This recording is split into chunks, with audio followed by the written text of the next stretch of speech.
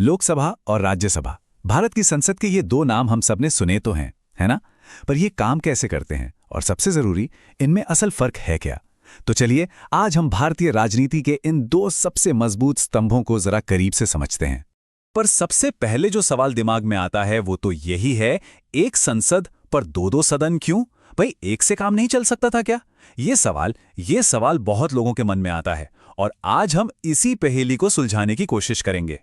अच्छा, तो इस कहानी की जड़ें जाती हैं 1947 में, जब भारत आजाद हुआ। उस वक्त हमारे देश को बनाने वालों ने एक सपना देखा था, एक ऐसे भारत का जो तरक्की करे, लोकतांत्रिक हो, जहां हर इंसान को आजादी और खुशहाली मिले। और इसी सपने को हकीकत में बदलने के लिए हमारी संसद को बनाया गया। जवाहरलाल नेहरू के ये शब्द उस ऐतिहासिक पल की पूरी भावना को समेट लेते हैं। भारत की जितनी भी राजनीतिक संस्थाएं बनी, वो एक नए दौर की उम्मीदों और सपनों से पैदा हुई थीं, और हमारी संसद वो इसी नई शुरुआत का सबसे बड़ा प्रतीक थी। लेकिन फिर वही सवाल आकर खड़ा हो जाता है, क्या ये दूसरा सदन मतलब राज्यसभा सच में जरूरी है? कहीं ऐसा तो नहीं कि ये बस फैसले लेने में देरी करता है और खर्चा बढ़ाता है? और देखिए, ये सवाल बिल्कुल जायज़ है। जाहिर है, दो सदन होंगे तो किसी भी काम में वक्त तो ज्यादा लगेगा ही। और अगर खर्चे की बात करें ना, तो एक अंदाजे के मुताबिक 2004 में संसद को चलाने का खर्च प्रति मिनट करीब 2.5 लाख रुपए था। अब आप सोचिए, जब लागत इतनी ज्यादा है तो ये सवाल उठना तो लाजमी है कि क्या हमें दूसरे सदन की वाकई जरूरत है? तो चलिए अब इन दोनों सदनों के सबसे बुनियादी फर्क को समझते हैं। एक है लोगों का सदन और दूसरा है राज्यों का सदन। असल में इनकी पहचान ही इनके होने की वजह बताती है। देखिए, सबसे बड़ा फर्क तो यही है कि वो किसका प्रतिनिधित्व करते हैं। लोकसभा, जैसा कि नाम से ही जाहिर है, हाउस ऑफ द पीपल यानी लोगों का सदन है। इसके सदस्यों को हम जैसे आम नागरिक सीधे वोट देकर चुनते हैं। वहीं दूसरी तरफ है राज्यसभा यानी काउंसिल ऑफ स्टेट्स। इसके सदस्यों को राज्यों की विधानसभाएं चुनती हैं। मतलब ये एक इनडायरेक्ट चुनाव है। लोकसभा का जो पूरा सिस्टम है वो यूनिवर्सल अडल्ट फ्रेंचाइज के सिद्धांत पर टिका है। आसान भाषा में कहें तो 18 साल या उससे ज्यादा उम्र का हर भारतीय नागरिक लोकसभा चुनाव में वोट डाल सकता है। वैसे एक दिलचस्प बात यह है कि 1988 से पहले वोट देने की उम्र 21 साल हुआ करती थी। दूसरी तरफ राज्यसभा का चुनाव, हाँ, वो थोड़ा सा पेचीदा है। यहां पर वोटर होते हैं राज्यों के विधायक यानी एमएलएज, और वो एक सिस्टम का इस्तेमाल करते हैं जिसे प्रोपोर्शनल रिप्रेजेंटेशन कहते हैं।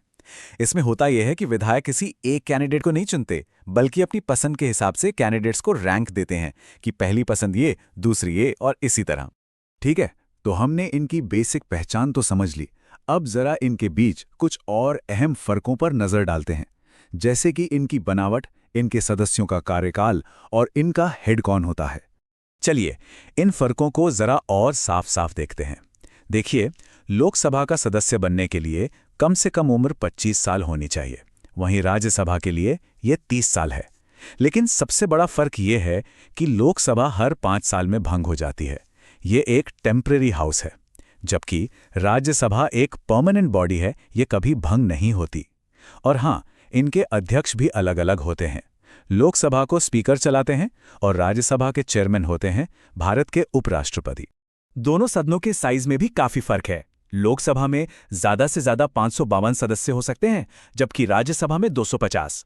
अगर अभी की बात करें तो लोकसभा में 543 और राज्यसभा में 245 सदस्य हैं। और राज्यसभा में एक और खास बात है, यहां 12 सदस्यों को राष्ट्रपति नॉमिनेट करते हैं। ये वो लोग होते हैं जो कला, साहित्य, विज्ञान या समाज सेवा जैसे फील्ड के एक्सपर्ट्स होते हैं। अब आते हैं सबसे बड़े सवाल पर, पावर किसके पास है? असली अधिकार किसके हाथ में है? चलिए सत्ता के संतुलन को समझने की कोशिश करते हैं। तो कौन है ज्यादा पावरफुल, लोकसभा जिसे सीधे लोगों ने चुना है, या फिर राज्यसभा जो राज्यों की आवाज है? इसका जवाब उतना सीधा साधा नहीं है जैसा लगता है। देखिए, कुछ मामलों में तो लोकसभा साफ तौर पर ज्यादा ताकतवर है। पहली बात, सरकार वही पार्टी बनाती है जिसके पास लोकसभा में बहुमत हो। दूसरी बात, जो भी मंत्री होते हैं वो सिर्फ और सिर्फ लोकसभा के प्रति जवाबदेह होते हैं। सरकार के खिलाफ अविश्वास प्रस्ताव भी सिर्फ लोकसभा में ही लाया जा सकता है। और सबसे बड़ी बात, पैसे से जुड़े मामलों में यानी मनी बिल्स और बजट पर आखिरी फैसला लोकसभा का ही होता है। पर इसका मतलब ये नहीं कि राज्यसभा के पास कोई पावर ही नहीं है। अरे नहीं, उसके पास कुछ बहुत खास शक्तियां हैं। जैसे आर्टिकल 249 के तहत राज्यसभा संसद को ये अधिकार दे सकती है कि वो राज्यों के किसी विषय पर कानून बनाए। आर्टिकल 312 के तहत ये नई ऑल इंडिया सर्विसेज बनाने को मंजूरी दे सकती है। और सोचिए, अगर लोकसभा भंग हो गई हो तो इमरजेंसी की घोषणाओं को मंजूर करने का अधिकार भी राज्यसभा के पास होता है। अच्छा, मान लीजिए किसी नॉर्मल बिल पर दोनों सदनों में बात नहीं बन रही, एक तरह का डेडलॉक हो गया, तब क्या होता है? तब एक जॉइंट सिटिंग यानी संयुक्त बैठक बुलाई जा सकती है। लेकिन यहां एक मजेदार पेंच है, क्योंकि लोकसभा में सदस्य कहीं ज्यादा हैं, तो जाहिर है इस जॉइंट सिटिंग में भी अक्सर लोकसभा की ही बात मानी जाती है। तो चलिए अब घूम फिरकर वापस अपने पहले सवाल पर आते हैं। इस पूरे संसदीय डिजाइन के पीछे का क्यों क्या है? आखिर हमारे संविधान बनाने वालों ने ऐसा सिस्टम बनाया ही क्यों? तो हमें राज्यसभा की जरूरत आखिर है क्यों? इसके कई अहम कारण हैं। पहला, ये संघीय ढांचे में राज्यों के हक की रक्षा करता है। दूसरा, ये जल्दबाजी में पास होने वाले कानूनों पर एक तरह से ब्रेक लगाता है, उन्हें दोबारा जांचता परखता है। तीसरा, क्योंकि ये एक परमानेंट हाउस है तो देश के शासन में एक निरंतरता बनी रहती है, भले ही लोकसभा भंग क्यों ना हो जाए। और हाँ, ये नॉमिनेशन के जरिए एक्सपर्ट्स को कानून बनाने की प्रक्रिया में शामिल करता है। तो अगर एक लाइन में कहें तो ये पूरा डिजाइन लोगों की सीधी आवाज और राज्यों की सोची समझी राय के बीच एक बैलेंस बनाने के लिए है।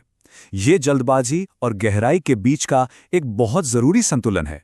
तो आखिर में हम सबके लिए सोचने वाला सवाल यही है, क्या ये दो सदनों वाला सिस्टम हमारे इतने बड़े और विविध देश के लिए एक जरूरी चेक एंड बैलेंस है, या फिर आज की तेज रफ्तार दुनिया में ये बस एक गैर जरूरी देरी पैदा करता है?